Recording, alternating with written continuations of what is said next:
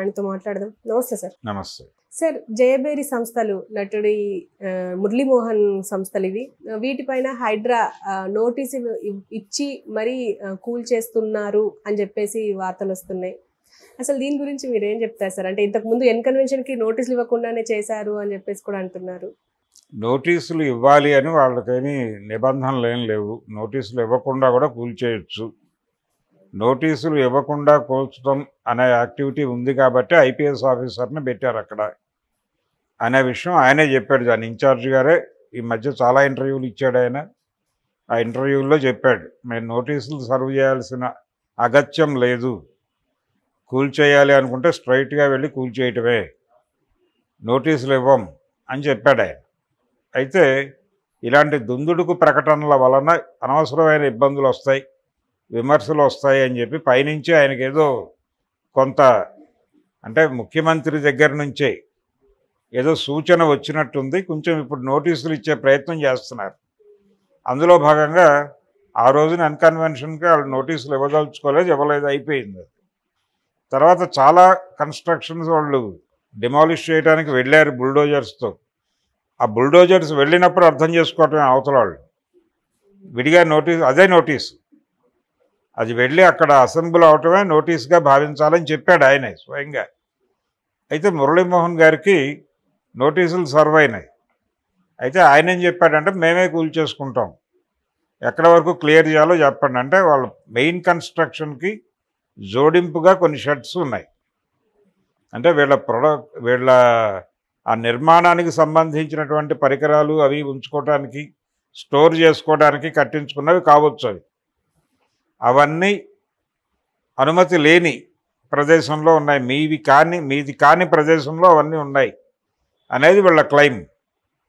So మేమే పడగొట్టేసుకుని వెనక్కి జరుగుతాం, మీరు ఎంటర్ కావద్దు, మా ఖర్చుతో మేమే పగలగొట్టేసుకుంటామని చెప్పాడు ఆయన. దానికి టైం ఇచ్చారు. ఆ టైం ప్రకారం పగలగొట్టుకుని వెనక్కి వెళ్తాడు ఆయన, అయిపోతుంది, ఇష్యూ క్లోజ్. అయితే మురళీమోహన్ని కూడా మేము స్పేర్ చేయలేదు. మురళీమోహన్ అంటే తెలుగుదేశం మనిషి, చంద్రబాబు నాయుడు గారి ఆత్మ, చంద్రబాబు నాయుడు గారి బినామీ అనే ప్రచారం కూడా ఉంది ఆయన మీద. కాదని ఆయనే చెప్పాడు, కాదని చంద్రబాబు కూడా చెప్పాడు. కానీ చాలామంది నమ్మకం అది, మురళీమోహన్ వ్యాపారాల్లో చంద్రబాబు గారి డబ్బులు ఉన్నాయని. రేవంత్ రెడ్డి గారు చంద్రబాబు శిష్యుడు అనే అభిప్రాయం ఇప్పటికీ చాలామందికి ఉంది. కాబట్టి మురళీమోహన్కి రేవంత్ రెడ్డికి పార్టీ పరమైనటువంటి సంబంధాలు ఉన్నాయి. ఆయన టీడీపీలో ఉన్నప్పుడు ఈయన టీడీపీతోనే ఉన్నాడు.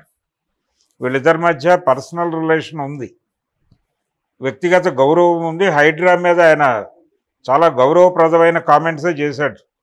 కన్వెన్షన్ కూల్చినప్పుడు కూడా సినిమావాడు అయినప్పటికీ ఆయన దాన్ని సమర్థించాడు. హైడ్రా లాంటివి ఉండాల్సిందే అని మాట్లాడాడు ఆయన మురళీమోహన్. సో ఇప్పుడు ఆయన ఈ షెడ్లు కూల్చివేసుకుని వెనక్కి వెళ్ళడం ద్వారా ఒక సిగ్నల్ ఇవ్వబోతున్నాడు ప్రపంచానికి. ఇలా ఎవరైనా నోటీసులు వస్తే మీరే స్వచ్ఛందంగా కూల్చేసుకుని వెనక్కి వెళ్ళిపోండి అని ఒక సంకేతం ఇవ్వటం అనేది మురళీమోహన్ గారి లక్ష్యం. ఇప్పుడు మురళీమోహన్ ద్వారా ఇలాంటి ప్రకటన చేయించటం రేవంత్ రెడ్డి వ్యూహం కూడా కావచ్చు.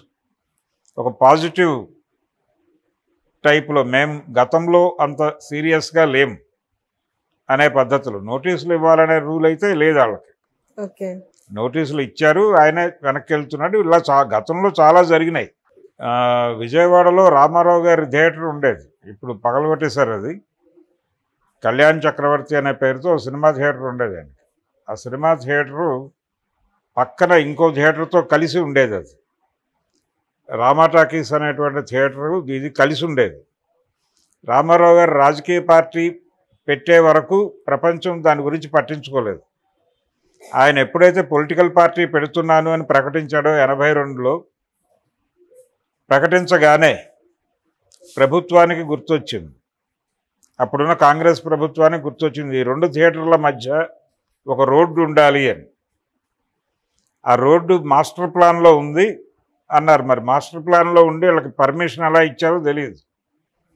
పర్మిషన్తోనే కట్టామని రామారావు గారు చెప్పాడు. అప్పుడు ఫైనల్గా రోడ్డు ఉంది, మేము పగలగొడతాం అన్నారు.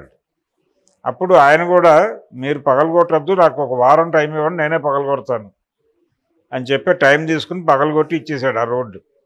ఇప్పటికే ఆ రోడ్డు ఉంది కానీ అది ఎవరు వాడరు, అలా నిరుపయోగంగా ఉంటుంది అది.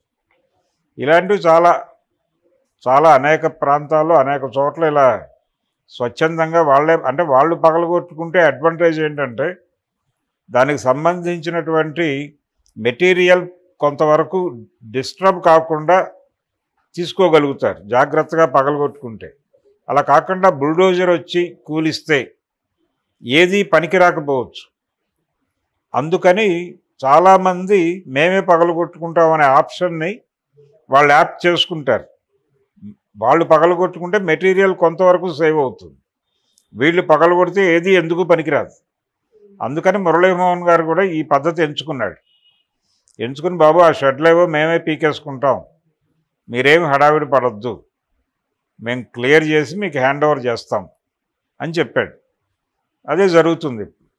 ఆల్రెడీ కొన్ని ఫామ్ హౌసుల మీదకి వెళ్ళారు, అక్కడ దాడులు జరిగినాయి. అక్కడ కూడా అభ్యంతరకరంగా ఉన్నటువంటి నిర్మాణాలు కూల్చివేత జరిపారు. పొలిటీషియన్సే, రాజకీయ నాయకులకు సంబంధించిన ఫామ్ హౌసుల మీద దాడులు జరుగుతున్నాయి. ఇందులో చాలామంది ఉన్నారు, పొంగులేటితో సహా ఈ రాడార్లో చాలామంది ఉన్నారు అనే విషయం ఆయన మొదటి రోజే ప్రకటించాడు. ఏ అక్రమ నిర్మాణాన్ని ఉపేక్షించము అని చెప్తున్నాడు. అసలు టోటల్గా దీని వెనకాల ఉన్న మోటో ఏమిటి అంటే, హైదరాబాదులో రేవంత్ రెడ్డి గారు ఆయనకి 2 ఎన్నికల్లో ఓటర్ కాంగ్రెస్ అనుకూలంగా లేడు. ఇక్కడ మొదటి ఎన్నికలోనేమో బీఆర్ఎస్ అనుకూలంగా వ్యవహరించారు అసెంబ్లీ ఎన్నికల్లో. ఆ తర్వాత జరిగిన పార్లమెంట్ ఎన్నికల్లో కొంత బీజేపీ వైపు టర్న్ ఇచ్చారు. సో ఇప్పుడు కాంగ్రెస్ వైపు సిటీ ఓటర్ని తిప్పుకొనటం అనేది ఒక కార్యక్రమం అయితే, రెండోది మిడిల్ క్లాస్ సపోర్ట్ బలంగా తీసుకోవచ్చు దీని నుంచి, ఈ కూల్చివేతల నుంచి. అంటే చాలా పెద్ద స్థాయి వ్యక్తుల మీద దాడులు జరుగుతున్నాయి అనేది మిడిల్ క్లాస్లో ఒక ఎప్రిసియేషన్ తీసుకొస్తుంది. దాన్ని కోరుకుంటున్నాడు ఆయన.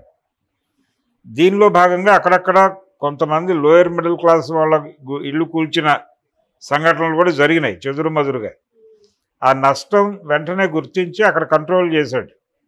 అక్కడ కంట్రోల్ చేసి ఇక్కడ పెంచాడు. మళ్ళీ ఇక్కడ పెంచడం, దాన్ని బ్యాలెన్స్ చేయటం కోసం ఇలా ఆయన కష్టం ఆయన పడుతున్నాడు. ఒకటి, ఓటర్ని తన వైపు టర్న్ చేసుకోవడంతో పాటు సిటీలో జరిగేటువంటి దందాలు, వ్యవహారాలు, వ్యాపారాలు, వీటన్నిటి మీద తన పట్టు బిగించటం, ఇది ప్రధాన కార్యక్రమం. ఈ కార్యక్రమం కోసమే హైడ్రా నడుస్తోంది. దీంతో రేవంత్ రెడ్డి మార్క్ కనిపిస్తుంది అంటారా రాబోయే రోజుల్లో? రేవంత్ రెడ్డి మార్క్ అంటే తన ముద్ర వేసే ప్రయత్నం చేస్తున్నాడు. సిటీలో అన్ని వ్యాపారాల మీద, అన్ని వ్యవహారాల మీద, అన్ని దందాల మీద తన పట్టు బిగించటం కోసం చేస్తున్న పని ఇది. ప్రతి ఒక్కరూ రేవంత్ రెడ్డి గారి దగ్గరికి వచ్చి, అంటే ఆయన ఏదో లూజ్గా ఉన్నాడు అని కాదు, ఆయన ఏదో బయట తిరుగుతున్నాడు, ఎవరిని పడితే వాళ్ళని ఇళ్ళకి వెళ్ళి కలుస్తున్నాడు, అలా లేడే ఆయన. అది కాదు, ఆయన చాలా స్ట్రాంగు అనే ఇంప్రెషన్ ఇవ్వటం, అందరి మీద పట్టు బిగించటం.